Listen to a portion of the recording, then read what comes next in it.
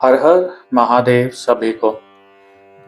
आज हम रुद्र संहिता सृष्टि खंड अध्याय 4 पढ़ेंगे, जिसमें हम जानेंगे नारद जी का भगवान विष्णु को क्रोध पूर्वक फटकारना और शाप देना, फिर माया के दूर हो जाने पर पश्चाताप पूर्वक भगवान के चरणों में गिरना और शुद्धि का उपाय पूछना तथा भगवान विष्णु का उन्हें समझा बुझाकर शिव का महात्म्य जानने के लिए ब्रह्मा जी के पास जाने का आदेश और शिव के भजन का उपदेश देना।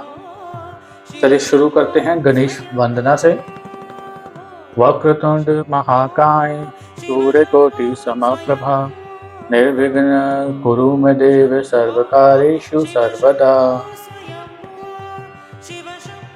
सूत जी कहते हैं, महर्षियों, माया मोहित नारद मुनि उन दोनों शिवगणों को यथोचित शाप देकर भी भगवान शिव के इच्छावश मोह निद्रा से जाग न सके। वे भगवान विष्णु के किए हुए कपट को याद करके मन में दुस्सह क्रोध के लिए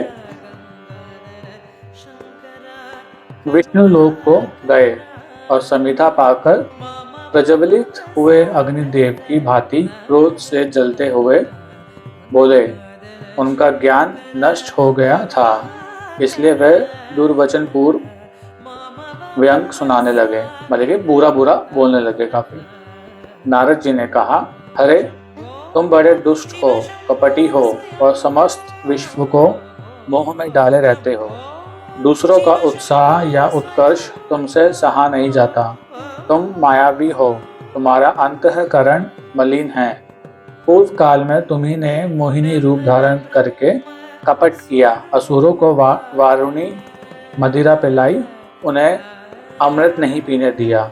छल कपट में ही अनुराग रखने वाले हरे, यदि महेश्वर रुद्र दया करके विष ना पी लेते तो तुम्हारी सारी माया उसी दिन समाप्त हो जाती।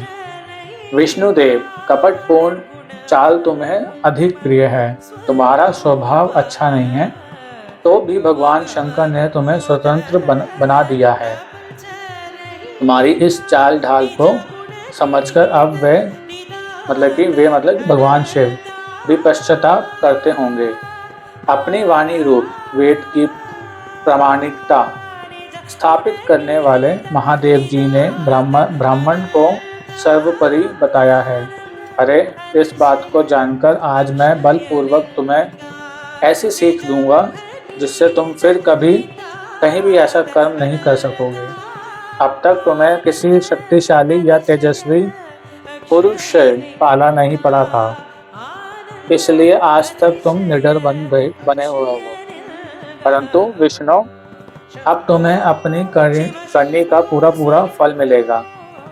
भगवान विष्णु से ऐसा कहकर माया मोहित नारद मुनि अपने ब्रह्म तेज का प्रदर्शन करते हुए क्रोध से खिन्न हो उठे और शाप देते हुए बोले, विष्णु, तुमने स्त्री के लिए मुझे व्याकुल किया है। तुम इसी तरह सबको मोह में डालते रहते हो। ये कपटपूर्ण कार्य करते हुए तुमने जिस स्वरूप से मुझे संयुक्त किया था, उसी स्वरूप से तुम मनुष्य हो जाओ और स्त्री के वियोग का दुख भोगो। तुमने जिन वानरों के समान मेरा मुंह बनाया था, वे ही उस समय तुम्हारे सहायक हो। तुम दूसरों को स्त्री का विरह का दुख देने वाले हो, अतः स्वयं भी तुम्हें स्त्री के वियोग का दुख प्राप्त हो। अज्ञान से मोहित मनुष्यों के समान तुम्हारी स्थिति हो। अज्ञान से मोहित हुए नारद जी ने मोहवश श्री हरि को जब इस तरह शाप दिया, तब उन्होंने शंभु की माया की प्रशंसा करते हुए उस शाप को स्वीकार कर लिया। तदंतर महालीला करने वाले शंभु ने अपने उस विश्व मोहिनी माया को, जिसके कारण ज्ञानी नारद मुनि भी मोहित हो गए थे, खींच लिया। उस माया के तिरोहित होते ही नारद जी पूर्वतः शुद्ध बुद्धि से युक्त हो गए। उन्हें पूर्वतः ज्ञान प्राप्त हो गया और उनकी सारी व्याकुलता जाती रही। इससे उनके मन में बड़ा विस्मय हुआ। वे अधिकाधिक पश्चाताप करते हुए बारंबार अपनी निंदा करने लगे। उस समय उन्होंने ज्ञानी को भी मोह में डालने वाली भगवान शंभु की माया की सराहना की। तदंतर यह जानकर कि माया के कारण ही मैं भ्रम में पड़ गया था, ये सब कुछ मेरा माया जनित भ्रम ही था। वैष्णव शिरोमणि नारद जी भगवान विष्णु के चरणों में गिर पड़े। भगवान श्री हरि ने उन्हें उठाकर खड़ा कर दिया। उस समय अपनी दुर्बुद्धि नष्ट हो जाने के कारण वे यो बोले नाथ, माया से मोहित होने के कारण मेरी बुद्धि बिगड़ गई थी, इसलिए मैंने आपके प्रति बहुत दुर्वचन कहे हैं, आपको शाप तक दे डाला। प्रभु, उस शाप को आप मिथ्या कर दीजिए।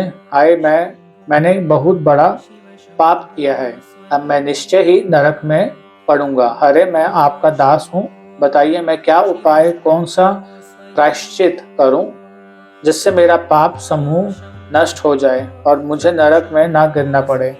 ऐसा कहकर शुद्ध बुद्धि वाले मुनि शिरोमणि नारद जी पुनः भक्ति भाव से भगवान विष्णु के चरणों में गिर पड़े। उस समय उन्हें बड़ा पश्चाताप हो रहा था। तब श्री विष्णु ने उन्हें उठाकर मधुर वाणी में कहा। भगवान विष्णु बोले, तात, खेद ना करो, तुम मेरे श्रेष्ठ भक्त हो, इसमें संशय नहीं है। मैं तुम्हें एक बात बताता हूँ, सुनो। उससे निश्चय ही तुम्हारा परम हित होगा, तुम्हें नरक में नहीं जाना पड़ेगा। भगवान शिव तुम्हारा कल्याण करेंगे। तुमने मत से मोहित होकर जो भगवान शिव की बात नहीं मानी थी, उसकी अवहेलना कर दी थी, उसी अपराध का भगवान शिव ने तुम्हें ऐसा फल दिया है, क्योंकि वह ही कर्म फल के दाता हैं। तुम अपने मन में यह दृढ़ निश्चय कर लो कि भगवान शिव की इच्छा से ही ये सब कुछ हुआ है।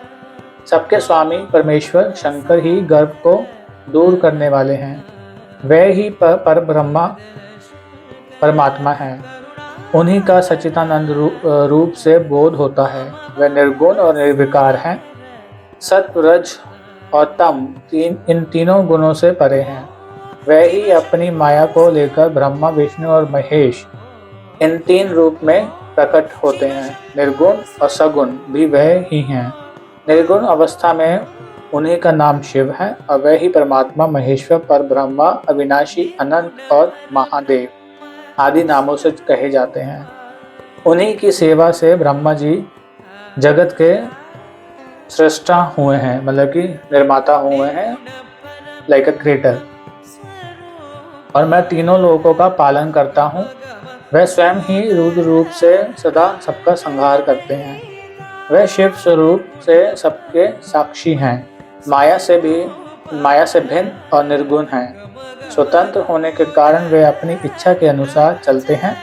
उनका विहार, आचार, व्यवहार उत्तम है और वे भक्तों पर दया करने वाले हैं। नारद मुने, मैं तुम्हें एक सुंदर उपाय बताता हूँ, जो सुखद, समस्त पापों का नाशक और सदा भोग एवं मोक्ष देने वाला है। तुम उसे सुनो। अपने सारे संशयों को त्याग कर तुम भगवान शंकर के सुयश का गान करो और सदा अनन्य भाव से शिव के सतनाम स्तोत्र का पाठ करो। शतनाम स्तोत्र का पाठ करो। मुने, तुम निरंतर उन्हीं की उपासना और उन्हीं का भजन करो। उन्हीं के यश को सुनो और गाओ तथा प्रतिदिन उन्हीं की पूजा अर्चना करते रहो। नारद, जो शरीर, मन और वाणी द्वारा भगवान शंकर की उपासना करता है, उसे पंडित या ज्ञानी जानना चाहिए। वह जीवन मुक्त कहलाता है। शिव इस नाम रूपी दावानल से बड़े बड़े पातकों के असंख्य पर्वत अनायास भस्म हो जाते हैं। ये सत्य है, इसमें संशय नहीं है। जो भगवान शिव के नाम रूपी नौका का आश्रय लेते हैं, वह संसार सागर से पार हो जाते हैं। संसार के मूलभूत उनके सारे पाप निसंदेह नष्ट हो जाते हैं। महामुने, संसार के मूलभूत जो पातक रूपी वृक्ष हैं, उनका शिव नाम रूपी कुठार से निश्चय ही नाश हो जाता है। जो लोग पाप रूपी दावानल से पीड़ित हैं, उन्हें शिव नाम रूपी अमृत का पान करना चाहिए। पाप दावाग्नि से दग्ध होने वाले प्राणियों को उस के बिना शांति नहीं मिल सकती। संपूर्ण वेदों का अवलोकन करके पूर्ववर्ती विद्वानों ने यही निश्चय किया है कि भगवान शिव की पूजा ही उत्कृष्ट साधन तथा जन्म मरण रूपी संसार बंधन के नाश का उपाय है। आज से यत्नपूर्वक सावधान रहकर विधि विधान के साथ भक्ति भाव से नित्य निरंतर जगदम्बा पार्वती सहित महेश्वर सदा शिव का भजन करो।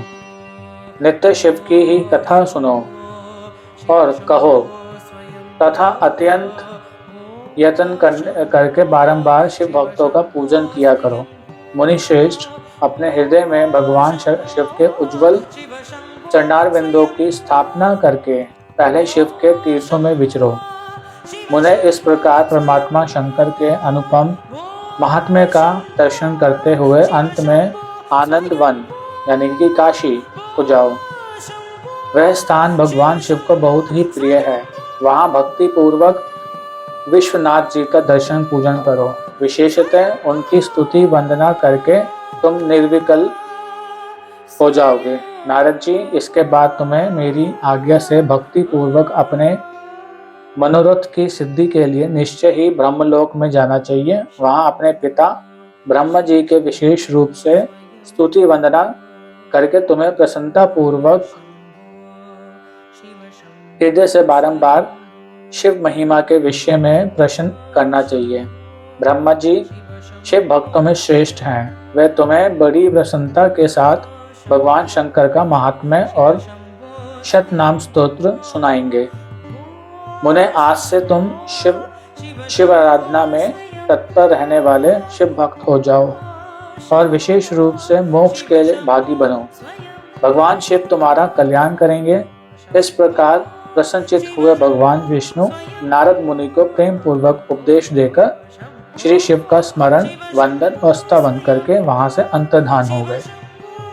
अध्याय 4 समाप्त। नमः पार्वती पते। हर हर महादेव। सभी को हर हर महादेव। जय शिव शंकर।